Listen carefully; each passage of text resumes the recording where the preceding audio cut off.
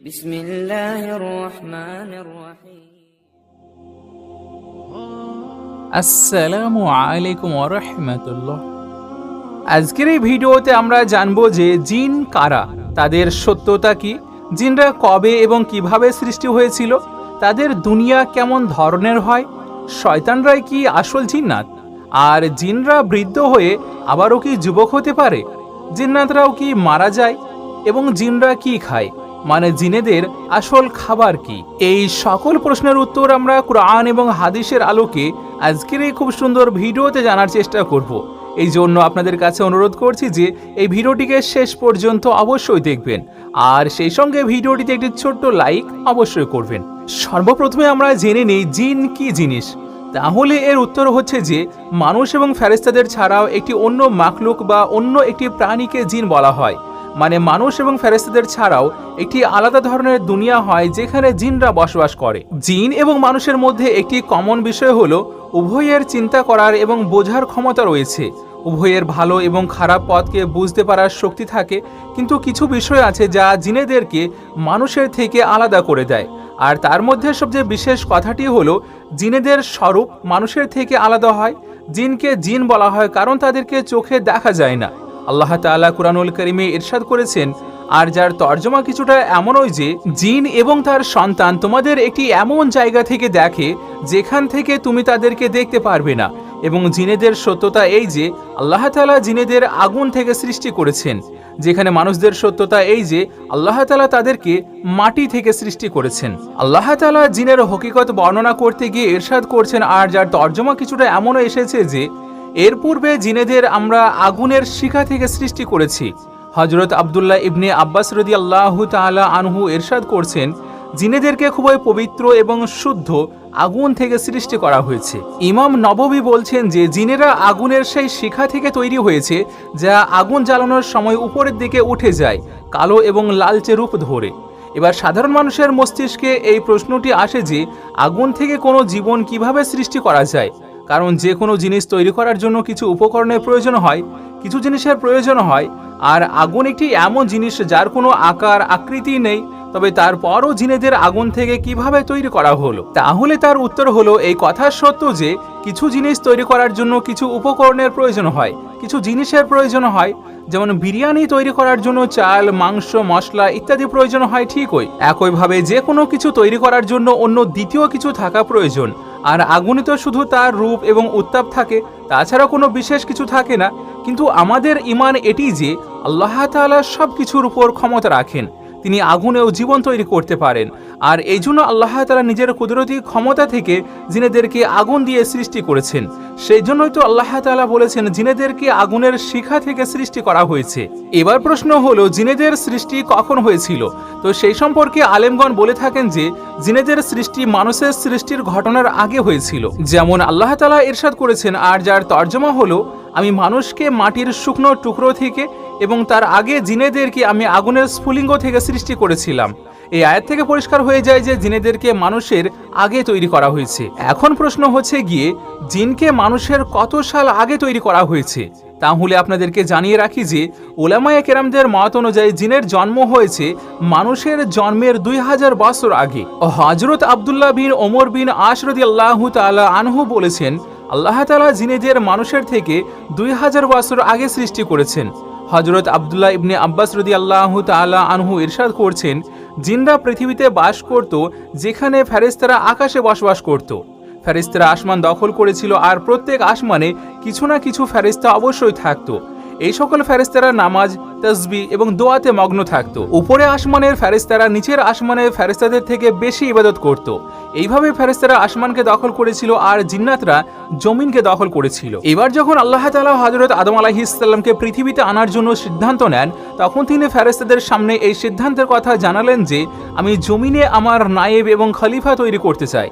তো যেই সকল ফেরেশতাদের জিন্নাতদের সৃষ্টির সম্পর্কে ধারণা ছিল, যারা জিন্নাতদেরকে দেখেছিল, তো যখন আল্লাহ তাআলা জিনেদের সৃষ্টি করেছিলেন তখন খুবই বেশি ফিতনা ও ফ্যাসাদ এবং রক্তপাত ঘটেছিল। তো এই সব কিছু ফেরেশতারা দেখেছিল, সেই জন্য তারা আল্লাহ তাআলাকে অত্যন্ত নম্র ভদ্রভাবে বললেন, ইয়া মালিক, আপনি কি জমিনে এমন কিছু তৈরি করতে চাচ্ছেন যারা জমিনে গিয়ে ফিতনা, ফ্যাসাদ ও লড়াই ঝগড়া ছড়াবে আর খুন খারাপি করবে? তো এটা থেকে এই কথা পরিষ্কার হয়ে যাচ্ছে যে জিনরা শুরুর থেকে জমিনেই থাকতো।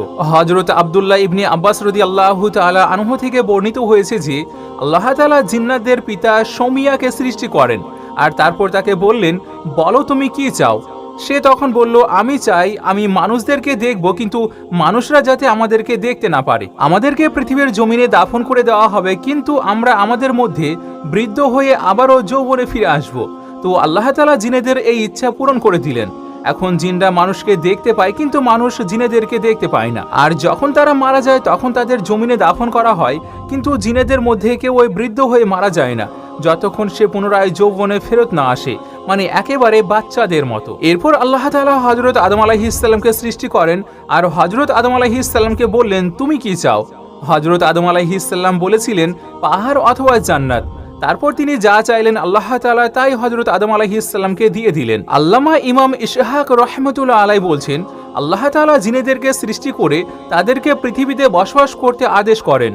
প্রথমে তো তারা আল্লাহ তাআলার উপাসনা করতেই থাকলো, কিন্তু একটা দীর্ঘ সময় পার হয়ে যাওয়ার পর তারা আল্লাহর অবাধ্যতা শুরু করলো এবং জমিনে বিশৃঙ্খলা রক্তপাত করা শুরু করে দেয়। তাদের মধ্যে একজন রাজা ছিল যার নাম ছিল ইউসুফ, কিন্তু তারা তাদের রাজাকে হত্যা করে ফেলে। তো আল্লাহ তাআলা প্রথম আসমান থেকে ফেরেশতাদের একটি সৈন্য পাঠায়, যাতে ইবলিসও ছিল আর যে 4000 সৈন্যের কমান্ডার ছিল। সৈন্যরা ভূপৃষ্ঠে অবতীর্ণ করলো এবং জিনেদের বংশকে একেবারে ধ্বংস করে দিল। তাদেরকে জমিন থেকে বের করে সমুদ্রের দ্বীপে তাড়িয়ে দেওয়া হলো, কিন্তু ইবলিস এবং তার সৈন্যরা আবারও জমিনের উপর বসবাস করা শুরু করলো আর তাদের জন্য কাজ করা সহজ হয়ে গেল। এরপর থেকে ইবলিস শয়তান এবং তার ফৌজ জমিনে থাকায় ভালো মনে করেছিল। ইবলিস এবং তার সৈন্যরা আদম আলাইহিস সালামের জন্মের আগে 40 বছর ধরে এই মাটিতেই ছিল। আল্লামা ইবনে আব্দুল বীর বলছেন, জিনের কিছু প্রকার থাকে আর সেগুলো হলো, নাম্বার 1 আসল জিন, যেগুলোকে জিন্নি বলা হয়। নাম্বার 2 যেগুলো মানুষের সঙ্গেই থাকে সেগুলোকে আমির বলা হয়। নাম্বার 3 যেগুলো বাচ্চাদেরকে যন্ত্রণা দেয় এদেরকে আরবা বলা হয়। নাম্বার 4 সেই জিন যারা সবচেয়ে বেশি খারাপ ও যন্ত্রণাদায়ক, তো এদেরকে শয়তান বলা হয়। নাম্বার 5 যাদের দুষ্টুমি ও বদমাইশি অনেক বেশি বেড়ে যায় এদেরকে ইফরিত বলা হয়। এটা থেকে এটা পরিষ্কার যে শয়তান জিনেদেরও একটি প্রকার, আর জিনেদের মধ্যে সবচেয়ে বেশি খারাপ ও যন্ত্রণাদায়ক যে জিনগুলো আছে সেগুলোকে শয়তান বলা হয়। নবী আকরাম সাল্লাল্লাহু আলাইহি ওয়াসাল্লাম ইরশাদ করেছেন, জিনের 3 প্রকারের মধ্যে একটি প্রকারের জিন হলো যারা হাওয়াতে উড়ে যায়, দ্বিতীয় প্রকার হলো যারা সাপ ও কুকুরের আকার ধারণ করতে পারে, তৃতীয় প্রকার হচ্ছে যারা যাত্রা এবং অবস্থান করে, অর্থাৎ মানুষের মতো তারা যাত্রা করে এবং বিরতি নিয়ে রাত ও দিন কাটায়, মানে ভূত বা প্রেতের মতো। অন্য আরেকটি রিওয়ায়াতে এসেছে, হুজুরে আকরাম সাল্লাল্লাহু আলাইহি ওয়াসাল্লাম ইরশাদ করেছেন, আল্লাহ তাআলা 3 প্রকারের জিন সৃষ্টি করেছেন। প্রথম প্রকারের জিন হচ্ছে সাপ এবং পোকামাকড়ের আকারের, দ্বিতীয় ধরনের জিন হাওয়ার মতো, আর তৃতীয় ধরনের জিন যাদেরকে হিসাব নিকাশ এবং শাস্তির জন্য তৈরি করা হয়েছে। ঠিক একইভাবে আল্লাহ তাআলা মানুষকেও 3 প্রকারে তৈরি করেছেন। নাম্বার 1 সেই সকল মানুষ যারা পশুর মতো, তাদের সম্পর্কে আল্লাহ তাআলা ইরশাদ করেছেন, যার অর্থ হচ্ছে গিয়ে তাদের হৃদয় আছে কিন্তু তারা বুঝতে পারে না, চোখ আছে কিন্তু দেখে না, কান আছে কিন্তু শোনে না। দ্বিতীয় প্রকারের মানুষ তারা যাদের শরীর হযরত আদম আলাইহিস সালামের সন্তানদের মতো, কিন্তু তাদের রূহ শয়তানের মতো। আর তৃতীয় প্রকারের মানুষ হচ্ছে যারা কিয়ামতের দিনে আল্লাহ তাআলার আরশের ছায়ার নিচে থাকবে, তবে সেখানে তারা ছাড়া অন্য কেউ আর থাকবে না। হযরত জামাকশারী ইরশাদ করছেন, আমি গ্রামের দিকে নিজের চোখে জিনের ব্যাপারে কিছু আজব দৃশ্য দেখেছি যেটা সম্পূর্ণ বর্ণনা করা যায় না। তিনি বলেন, জিনেদের মধ্যে এমন কিছু জিন রয়েছে যাদের আধা রূপ মানুষের মতো হয় আর এদেরকে শাখ বলা হয়। এরা মুসাফিরদেরকে একা দেখে যন্ত্রণা দিতে শুরু করে, আবার কখনো কখনো তাদেরকে মেরেও ফেলে। কিছু মানুষ জিনের অবস্থান সম্পর্কে পুরোপুরি নেতিবাচক ধারণা পোষণ করে থাকে আর তারা বলে যে জিন বলে কিছুই নেই। কিছু মানুষ এমনও বলে যে জিন হলো সেই শয়তানের মতো যারা তারার রূপে থাকে।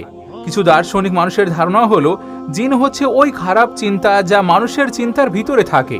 একইভাবে ফেরেশতা হচ্ছে মানুষের ভালো চিন্তার প্রতিফলন যা মানুষের মধ্যে থাকে। কিন্তু বাস্তবতা হচ্ছে ফেরেশতা এবং মানুষের দুনিয়া ছাড়াও জিনের একটি আলাদা দুনিয়া আছে। জিন মানুষের মতো একটা মাখলুক যাদের আল্লাহ তাআলা আগুন দিয়ে তৈরি করেছেন, যারা মানুষের মতো চিন্তা করতে পারে, ভাবতে পারে, ভালো ও খারাপ রাস্তা বিচার করার ক্ষমতাও রাখে।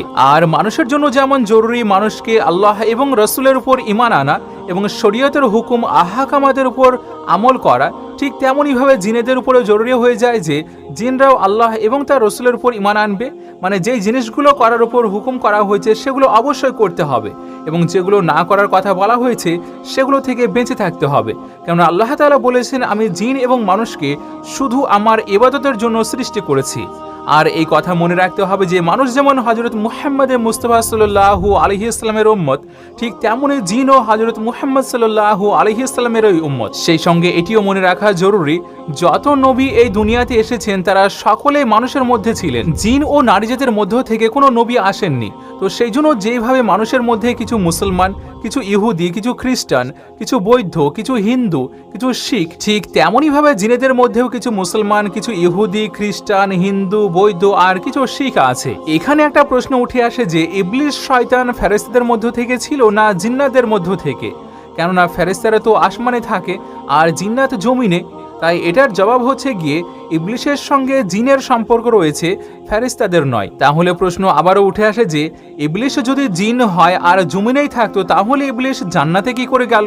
তাহলে এখানে ওলামায়ে কেরামগণরা বলে থাকেন ইবলিস প্রথমে আল্লাহ তাআলার অনেক ইবাদত করত, এই জন্য ইবলিস ফেরেশতাদের সঙ্গে প্রথম আসমানে থাকা শুরু করে আর ফেরেশতাদের সাথেই ইবলিস জান্নাতে চলে যায়। কিন্তু আল্লাহ তাআলা যখন হযরত আদম আলাইহিস সালামকে সিজদা করার জন্য হুকুম দেয় তখন ইবলিস তার অহংকারের কারণে আল্লাহ তাআলার হুকুম পালন করলো না, আর আল্লাহ তাআলার আদেশ না মানার কারণে আল্লাহ রাব্বুল আলামিন নিজের সকল রহমত থেকে ইবলিসকে সর্বসময়ের জন্য দূরে সরিয়ে দিলেন। আর ইবলিসকে শয়তান এই জন্য বলা হয় কারণ ইবলিস সর্বপ্রথম আল্লাহ তাআলার আদেশ অমান্য করেছিল। শয়তান আল্লাহ তাআলার রহমত থেকে সব সময়ের জন্য বঞ্চিত হয়ে আছে, এই জন্য আল্লাহ তাআলা তাকে ইবলিস নাম ধরে স্মরণ করেছেন। আরবি ভাষায় বালাসুন ওই জিনিসকে বলা হয় যার মধ্যে কোনো ভালো কিছু থাকে না, আর এই বালাসুন শব্দ থেকেই ইবলিস শব্দটি এসেছে। এই জন্য ইবলিস ওই মানুষদের বলা হয়ে থাকে যাদের ভিতরে কোনো ভালো কিছু থাকে না। এবার প্রশ্ন হলো, জিনরা কি কিছু খায় নাকি ফেরেশতাদের মতো কিছুই খায় না?